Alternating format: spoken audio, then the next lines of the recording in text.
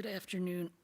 We're continuing to read the life of Swami Trigunatita, his life and work. And if you were with us last week, we ended with, they were talking about the Ramakrishna order being a non-orthodox order of monks. It had great criticism because it was nursing the sick and cleaning plague-ridden quarters and feeding the famished. They said that's not the work of monks. Monks are supposed to sit, meditate, do austerities, and japa. That's it. They are not to do this other work. Well, that's not the Ramakrishna order. So Swamiji was considered low caste or outcast, a Shudra, because he promoted this kind of work. Swami Trigunatita had done it during the bubonic plague breakout in Calcutta. He had nursed all the sick people that he could. So we're going to start. Generally, they called him, we're on page 49, if you're following along in your book, in the service of God in man. The Brahmo Samajists and the Christian missionaries joined forces with the Orthodox Hindus, making strange bedfellows, but suiting each other's purpose of discrediting the renegade Vivekananda, who seriously threatened their entrenched positions.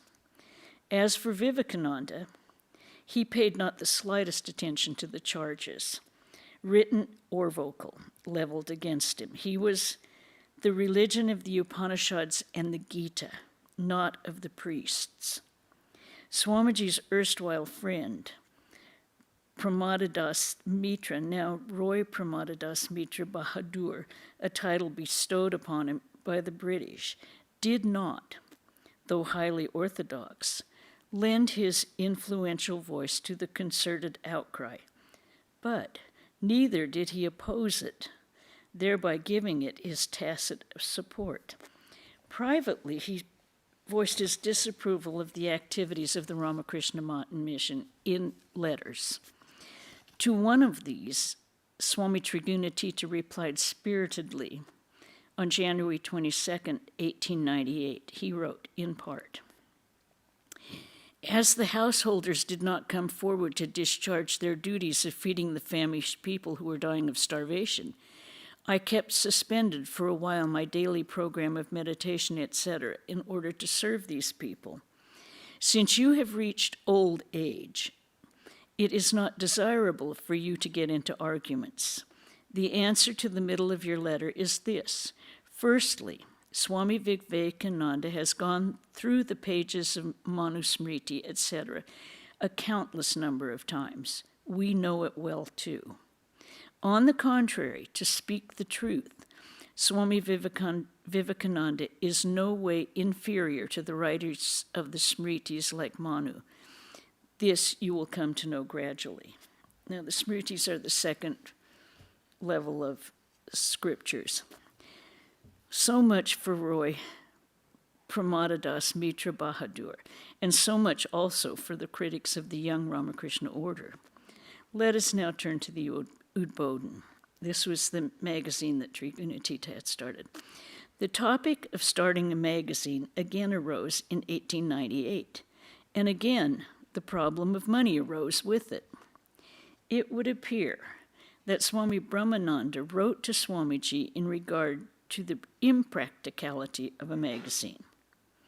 In July 1898, Swamiji replied from Kashmir, characteristically impatient of obstacles and delays. "My opinion regarding what you have written about Sarda is only that it is difficult to make a magazine in Bengali paying. But if all of you together canvass subscribers from door to door, it may be possible. In this matter, do as you all decide. Poor Sarada has already been disappointed once." Now, they're talking about Swami Trigunatita, whose name was Sarada before he got the name Trigunatita. "What harm is there if we lose 1,000 rupees by supporting such an unselfish and very hard-working person. We learn from Josephine MacLeod's memoirs that at one point or another she helped to finance the printing of the Udboden. Her memory, however, is somewhat at variance with the recollections of Sachindranath Basu, which are given below. According to Miss MacLeod, she offered to give Swamiji what money she had for his work. The sum was $800. Instantly, she wrote, he turned to Swami Trigunatita and said, "There, go and buy your press." And Swami Trigunatita bought the press which started the Udboden. But in an Udboden article entitled "In the Company of Swamiji," which consists of passages collected from several old letters written by Sachindranath Basu, one finds a different account of the purchase of the press. The relevant passage reads, "When Swamiji was in Almora, Trigunatita Maharaj wrote to him repeatedly asking for 2,000 rupees. He wanted to start a printing press. Swamiji gave him 1,000 rupees and he has taken out a loan for another 1,000 rupees, for which he has to pay 10 rupees as monthly interest. He has bought 2 fairly good presses for 1,500 rupees. But as there are very few jobs, the machines are lying idle in a go-down in Bura Bazar, for which 8 rupees per month has to be paid as rent." We're getting the full accounting. They're very careful with money. Swami Trigunatita has decided to print Swamiji's Raja Yoga, translated by Sudhir, Swami Shuddhananda, but there's not money to purchase paper for the book, nor was there enough money to print the Udboden. Once I told Trigunatita Maharaj, this job of running a press is very mean work and not fit for a man like you. Let someone else do it." At that time, Trigunatitananda was in high spirits. He replied, "No, every work is sacred. I will be happy with any work. I do not hesitate to do any kind of work." I kept quiet. Nowadays, Trigunatita Maharaj goes to the press every day at 6 in the morning. He has his meal there and comes back to his residence after 7 in the evening. He has been having fever every evening for the last few days. The article from which the above extract comes includes also a conversation between Trigunatita and Swamiji. Last Monday, I, Sachindranath Basu, went to the Bag Bazar, Balaram Bosa's house, and found that Rakal Maharaj was smoking a hubble bubble. It was about 1:30 p.m., and I was told that Swamiji had left for the Bellarmont with the foreign woman devotees just 5 or 7 minutes earlier. I went to Ganga Ghat and hired a small boat, and in 1 hour I reached the Bellarmont. Swamiji had reached the Mott 20 minutes earlier. Afterwards, in the company of Swamiji, we returned to Calcutta in the evening. There, Mrs. Bull, Miss MacLeod, and another lady, Nivedita, boarded a tram bound for the Esplanade. Swamiji and I went to the Bag Bazar.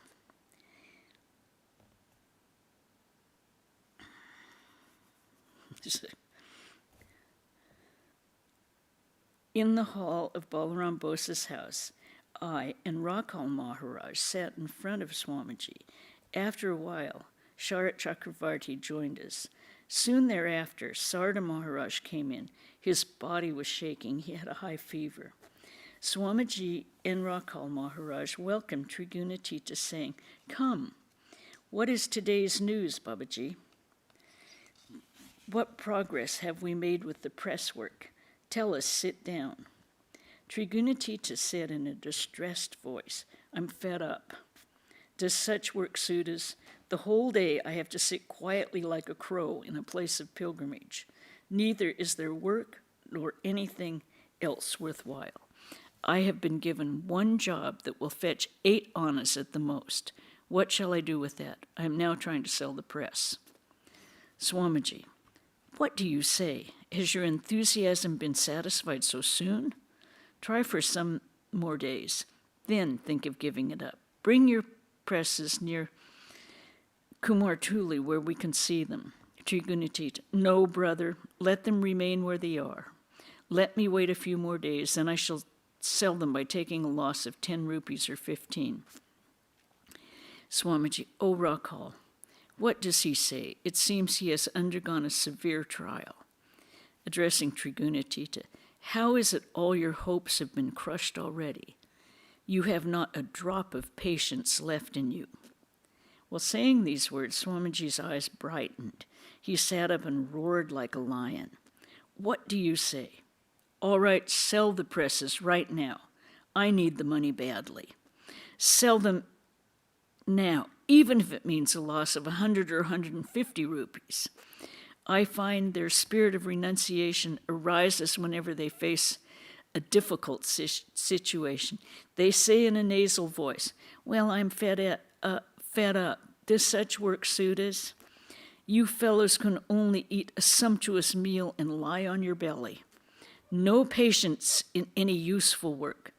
Are they men who have no perseverance? You have not worked even for 3 days in the press. Pooh. You thought you were big enough to do this work. Who asked you to start a press? You had great vanity. It is you who repeatedly pestered me to send you money to buy a press. Why do you not bring the machines here? What is the use of keeping them there?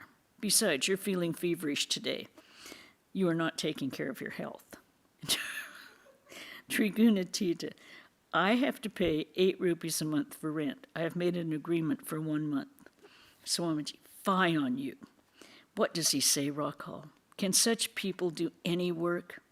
You are staying there for the sake of 8 rupees only? Can you not give up such mean-mindedness?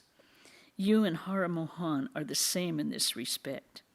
He, too, visits 50 shops for purchasing potatoes worth 1 pice and finally gets cheated. Send the printing press to the Mott. We, too, need a press. Just see how many lectures I have delivered, how much I have written. Half of it has not been printed yet. Do you mean to say that I do not understand work? Trigunatita, brother, how wonderful is your brain. Can you give me your brain? At this, all burst into laughter. After a while, Trigunatita further narrated the day's story. With the high temperature in the morning, he had taken a small quantity of sago, but in the afternoon he had taken 1 seer of rabri, a sweetmeat which is made with condensed milk, half a seer of kachuri, and an equal quantity of curry. Hearing this, Swamiji laughed heartily and said, You fellow, give me your stomach. I shall change the face of this earth. Swamiji had a lot of stomach problems. Suraj Lal said to me at Lahore, Swamiji, you have Nanak's brain and Guru Govind's heart, but all you need is the stomach of Jagmohan, the Diwan of Khetri. He had a tremendous amount of stomach problems. Whereupon they all must have laughed hilariously at this proposed trade of Swami's prodigious brain for his younger brother's equally prodigious stomach.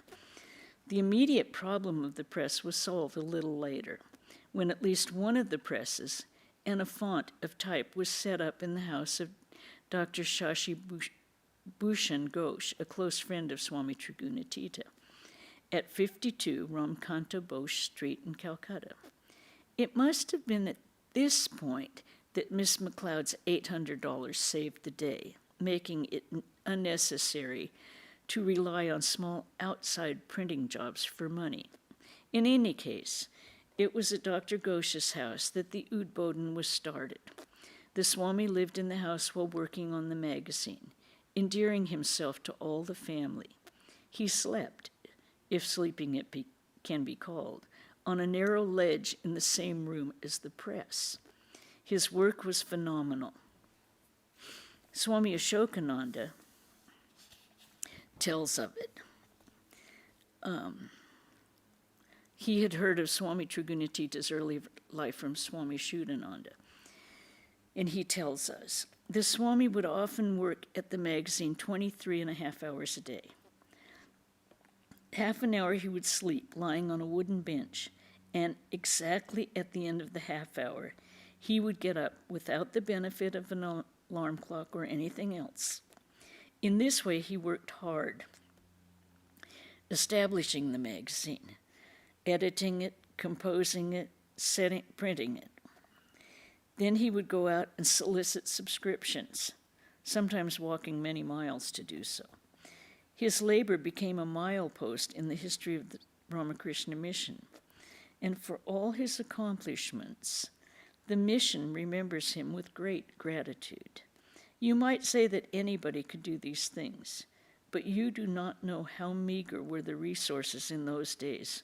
Also, there was no manpower. Swami Shuddhananda later on helped him in his work. I have heard from him many times about the extraordinary way Swami Trigunatita labored. Dr. Shashi Bhushan Ghosh, who had helped Trigunatita, spoke of how the latter lived during those days. He starved sometimes, living on a banana a day. The bench on which he slept was so narrow that he once fell to the floor. He was quite a portly man. I'll show you. I'll hold up this picture that you might see it. He had, as Swami Prabhavananda said of these disciples, direct disciples, he said of Maharaj, no, they weren't fat. They were pleasingly plumpy.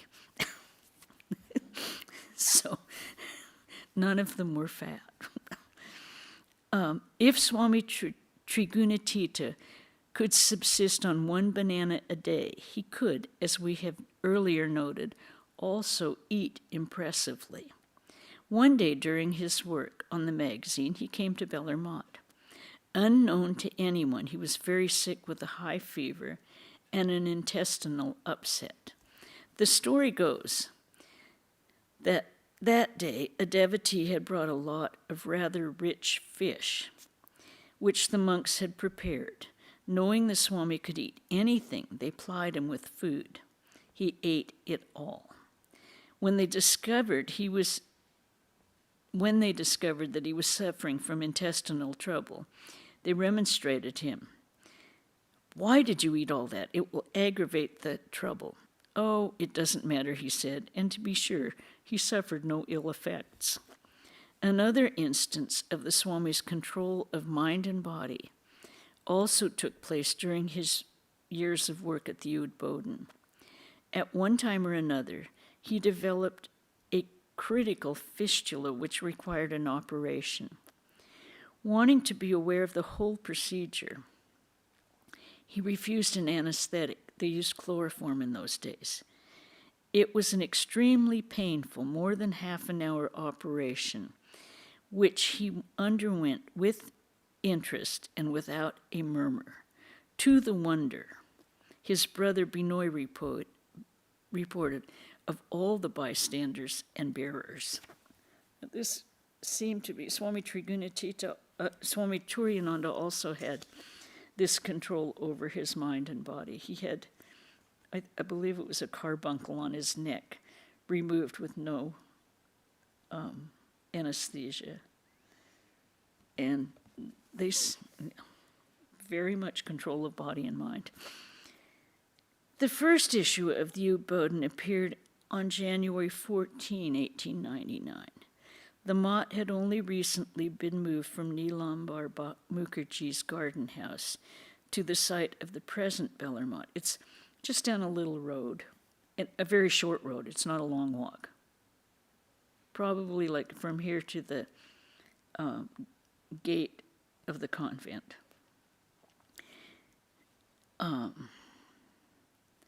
Swamiji was staying there. A copy of the first issue, hot off the press, was brought to him by Swami Trigunatita, not as one might suppose, but by an eager Swami Trigunatita himself. Swami Ashokananda, to whom Swami Trigunatita has told the story, explained, one of the great difficulties of Trigunatita's work was that one could never get much comfort from Swami Vivekananda. You were asked to do something. If you did it, fine. If you made any mistake, you would get the bitterest scolding. If you think that Swamiji would be very sympathetic, no, not sympathy. Of course, there was sympathy, but you see, he expected everyone to rise up to a certain measure of success and achievement, and he would not lower that standard for anyone. So, when the first issue of the Udbodhan was published, Swami Trigunatita did not dare to go to the Bellarmine to take the first copy to Swamiji. He sent Swami Trigunatita. A few days later, after Swamiji had had time to read the magazine from cover to cover, Swami Trigunatita, still wary, sent Sarat Chandra Chakravarti to find out how he liked it. Sarat Chandra Chakravarti tells of his conversation with Swamiji. Swamiji, humorously caricaturing the name of the magazine, have you seen the Udbodhan? The Bengali means suicide by hanging. Disciple, yes, sir. It is a good number. Swamiji, we must mold the ideas, language, and everything. Disciple, how? Swamiji, not only must we give out Sri Ramakrishna's ideas to all, but we must also introduce a new vigor into the Bengali language. Disciple, sir, the way Swami Trigunatita is laboring for this magazine, it is impossible for any other man to do. Swamiji, do you think these sannyasin children of Sri Ramakrishna were born simply to sit under trees lighting dooni fires? Whenever any of them will take up some work, people will be astonished to see their energy. Learn from them how to work. Here, for instance, Trigunatita has given up his spiritual practices, his meditation, and everything to carry out my order, and has set himself to work. Is this a matter of small sacrifice? What an amount of love for me is at the back of this spirit of work. Do you see? He will not stop short of success. Have you householders such determination? Disciple, but sir, it looks rather odd in our eyes that sannyasins in ochre robe should go about from door to door as the Swami is doing. Swamiji, why? The circulation of the magazine is only for the good of householders. By the spread of new ideas within the country, the public at large will be benefited. Do you think this unselfish work is in any way inferior to devotional practice? Our object is to do good to humanity. We have no idea of making money from the income of this paper. Disciple, even then, all will not be able to appreciate this spirit. Swamiji, what if they cannot? It neither adds nor takes anything away from us. We do not take up any work with an eye to criticism. You have not yet got the capacity to make an enterprise stand on its legs. That is reserved for the all-renouncing sannyasins to do. They will work themselves to death, but never yield. Whereas a little resistance, or just a trifle of criticism, is bewildering to you. Disciple, sir, the other day I saw Swami Trigunatita worship the photo of Sri Ramakrishna in the press before opening the work. and he asked for your blessing for the success of the work. Swamiji, well, Sri Ramakrishna is our center. Each one of us is a ray of that light center. So Trigunatita worshipped Sri Ramakrishna before opening the work, did he? It was excellently done, but he told me nothing of it. Disciple, sir, he fears you.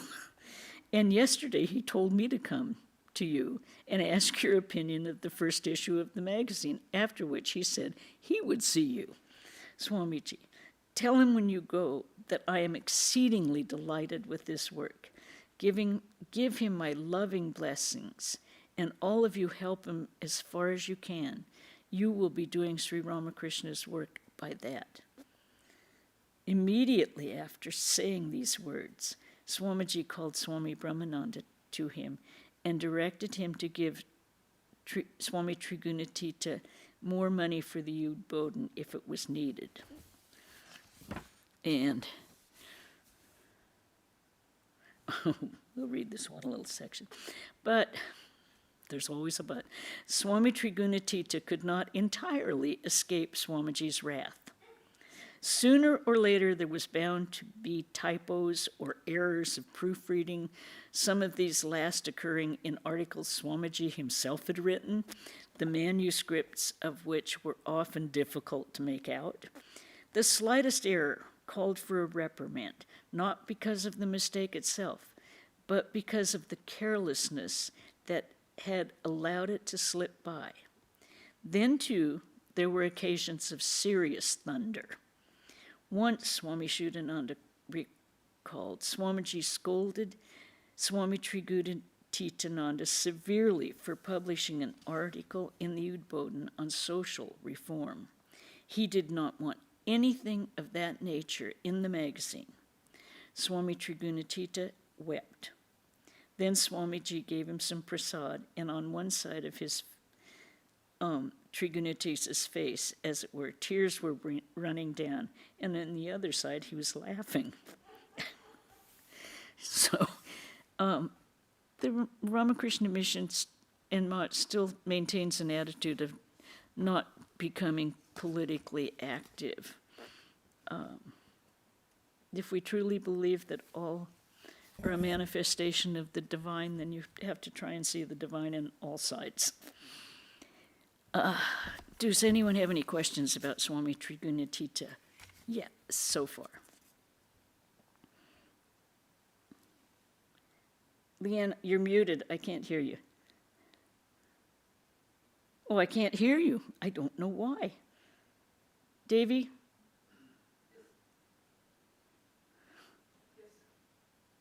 Leanne can't be heard.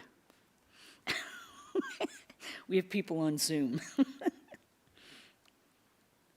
Hi, Diane.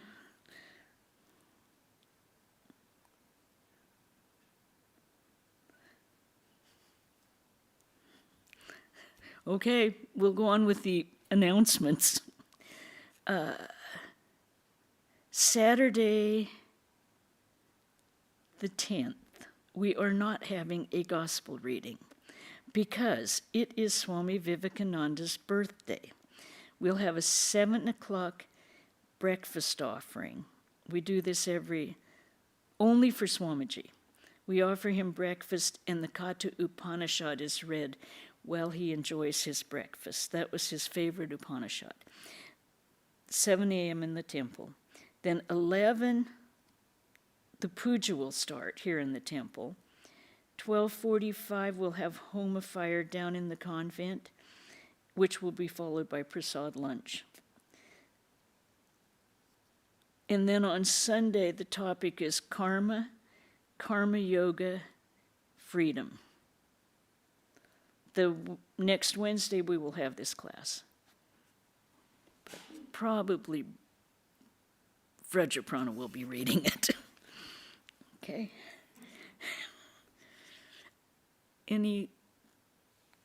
I still can't hear the ones on Zoom, so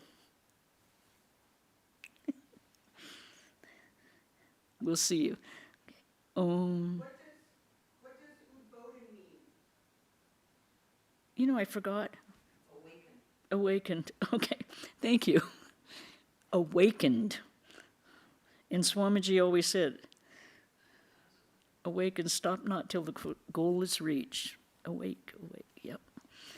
Okay. Om Shanti, Shanti, Shanti. Hari Om Tat Sat, Sri Ramakrishna Arpanamastu.